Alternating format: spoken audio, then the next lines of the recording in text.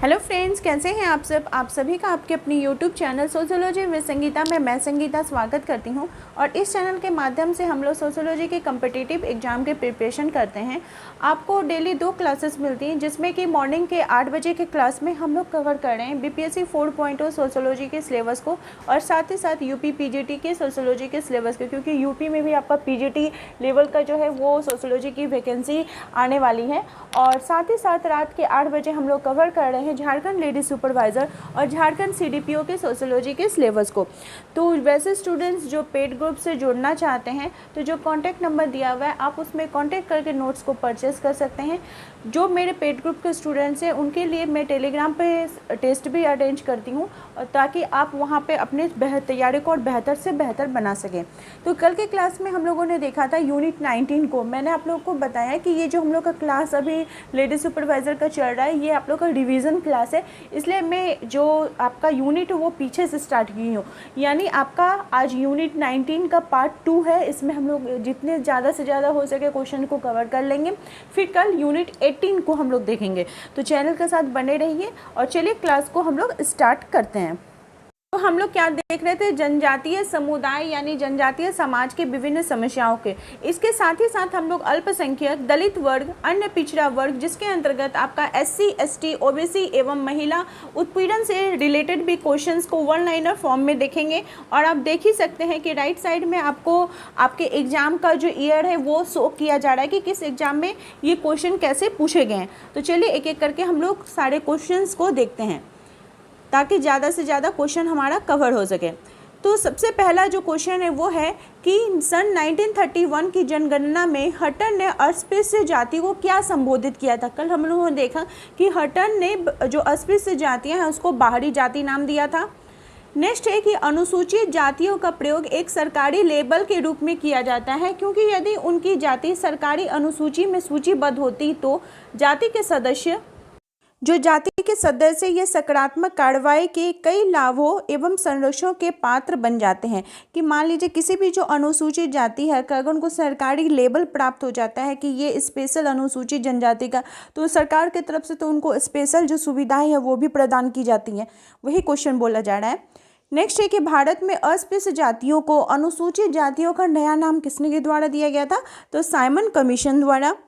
Next है कि वह नारीवादी सिद्धांत जो इस विश्वास से अभिलिखित होता है कि पितृतंत्र महिलाओं के उत्पीड़न का प्रमुख तथा सार्वभौमिक कारण है। जो महिलाओं के उत्पीड़न के लिए जो पितृतंत्र है, यही एक इम्पॉर्टेंट कारण है। ऐसा कौन मानता है, तो जो क्रांतिकारी नारीवाद है वो मानते हैं। नेक्स्ट है जनजातीय समस्याओं के समाधान के लिए राष्ट्रीय उपवन की स्थापना किनके द्वारा की गई थी, तो बेरियर एल्विन जी के द्वारा। नेक्स्ट है वर्ष 2001 को घोषित किया गया था, मतलब उसमें क्या बोला गया था कि 2001 जो है वो क्या कौन सा ईयर है, तो ये महिला सशक्तिकरण वर्ष के रूप में इसको जाना जाता है। नेक्स्ट है भारतीय संविधान का जो 73वां संविधान संशोधन है, ये किसके आरक्षण की बात करता है, तो ये तो 73वां हम लोगों ने देखा कि पंचायती राज से भी रिलेटेड है, अनुसूचित जाति, अनुसूचित जनजाति और महिलाओं के लिए आरक्षण से भी रिलेटेड है। कौन सा, तो 73वां संविधान संशोधन। नेक्स्ट है सती को कब अवैध घोषित किया गया था, तो 1829 में। नेक्स्ट क्वेश्चन पूछा जा रहा है कि एक सामाजिक समस्या क्या है, तो अस्पृश्यता जो है ये सामाजिक समस्या है। नेक्स्ट है महिलाओं के प्रति होने वाले अपराधों की प्रकृति और आपराधिक हिंसा, घरेलू हिंसा एवं सामाजिक हिंसा के रूप में वर्गीकरण किया गया किनके द्वारा, तो राम आहूजा जी के द्वारा किया गया। इन सभी क्वेश्चन को हम लोगों ने कल भी देखा था और फिर आज मैं आप लोगों को फिर से रिवीजन करवा दे रही हूँ, ताकि आप लोग को अच्छी प्रकार से याद हो जाए।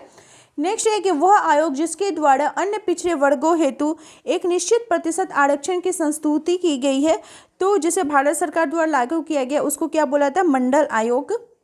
नेक्स्ट है कि सन 1977 में जनता पार्टी द्वारा अपने चुनाव घोषणा पत्र में जो उन्होंने आरक्षण देने संबंधी वादे किए थे, जिसके अनुरूप पिछड़े वर्गों के लिए किस आयोग के गठन की बात की गई थी और उसके अध्यक्ष कौन थे, तो वीपी मंडल जी थे।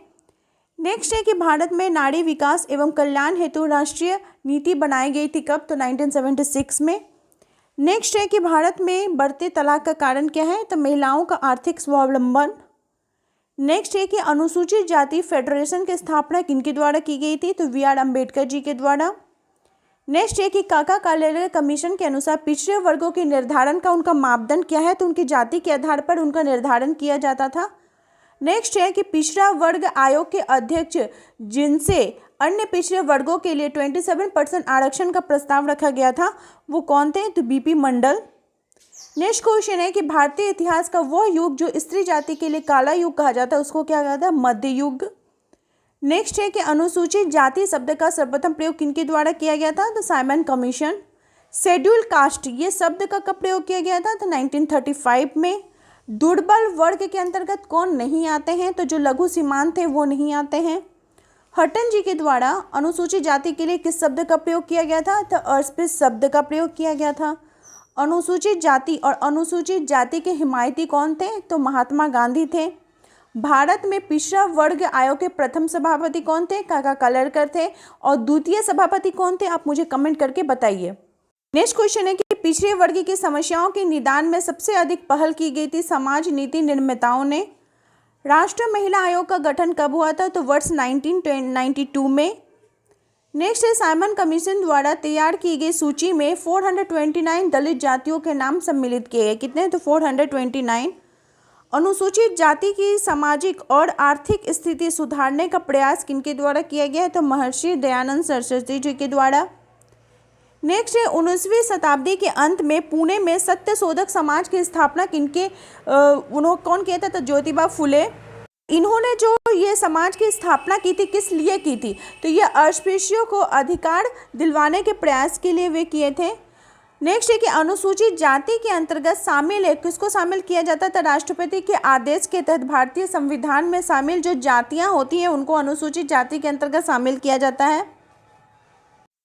नेक्स्ट क्वेश्चन है आपका कि सरकारी सेवा में पिछड़े वर्गों के लिए कितने प्रतिशत का आरक्षण किया गया है, तो जो पिछड़े वर्ग है उनके लिए 27%। नेक्स्ट है कि भारत में अनुसूचित जाति यह उदाहरण दिलाते हैं किसका, तो सामाजिक समूह का। नेक्स्ट है अनुसूचित जातियों को मुहैया कराया गया आरक्षण उनके इस संबंध से होता है, तो आर्थिक पिछड़ापन। नेक्स्ट है कि भारत में महिलाओं को सशक्त बनाने हेतु महिला नीति बनाई गई थी कब, तो 2001 में। नेक्स्ट है महिलाओं, बच्चों एवं शारीरिक दृष्टि से भिन्न समूहों के लिए केंद्रीय समाज कल्याण बोर्ड की स्थापना कब की गई थी, तो अगस्त 1953 में।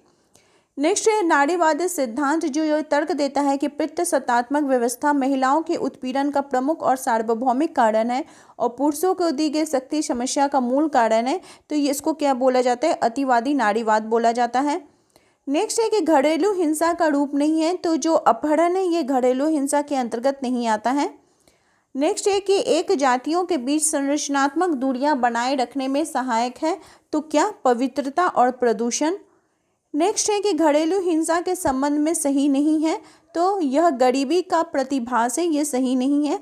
नेक्स्ट है यहाँ पे कुछ अल्पसंख्यक समूह के लोग के बारे में, मतलब जो जातियाँ उनके बारे में दिया गया, उनकी परिस्थितियों के बारे में बोला गया है, तो आप इसको देख लीजिए कि जैसे सिख है, इसको बोला जाता है एक गतिशील अल्पसंख्यक। जैन, हस्तक्षेप न करने वाले अल्पसंख्यक। यहूदी, एक लुप्त हो रहे अल्पसंख्यक। और आंग्ल भारतीय, एक असहज अल्पसंख्यक। नेक्स्ट है कि आदिवासियों के समावेशन की हिंदू विधि से एन.के. बोस का क्या मतलब था, वो क्या इसको समझते थे, तो आदिवासियों द्वारा जाति प्रथा को इसलिए स्वीकार करना क्योंकि इसमें जो आर्थिक सुरक्षा और सांस्कृतिक उत्तरदायित्व होता है। नेक्स्ट है कि भारत में मूड़िया जनजाति अधिकांश कहाँ पाई जाती है, तो छत्तीसगढ़ में। भारत में जनजातीय अर्थव्यवस्था के साथ प्रबल रूप से किसको संबंध नहीं किया गया है, तो घरेलू उद्योग और औद्योगिक मजदूरी कार्य को। नेक्स्ट है भारत में अनुसूचित जाति निम्नलिखित में से नहीं है, तो गुर्जर को अनुसूचित जाति के अंतर्गत नहीं रखा जाता है। नेक्स्ट है भारतीय जनजातियों के संख्यात्मक बल पर सही अवरोही क्रम लिखने के लिए बोल रहा है, तो पहले भील, गोंड, संथाल और मीना। नेक्स्ट है श्रद्धालुओं की दृष्टि से भारत में धर्मों के सही जो अवरोही क्रम है वो हो जाएगा इस्लाम, ईसाई, सिख और बौद्ध। और आज का लास्ट क्वेश्चन है कि जनजातीय समुदाय आदिमकालीन धर्म को मानता है, जैसे समाजशास्त्रीय बोलचाल की भाषा में क्या कहते हैं, टोटकावाद। तो आपको आज जो कंप्लीट जनजातीय समुदाय से रिलेटेड सारे एमसीक्यू कवर करवा दिए गए हैं। इसी प्रकार से आप लोग चैनल के साथ बने रहिए, आप लोगों को आपके सिलेबस के अकॉर्डिंग सारे एमसीक्यू कवर करवाए जाएंगे। मेरे चैनल के साथ बने रहने के लिए आप सभी का धन्यवाद।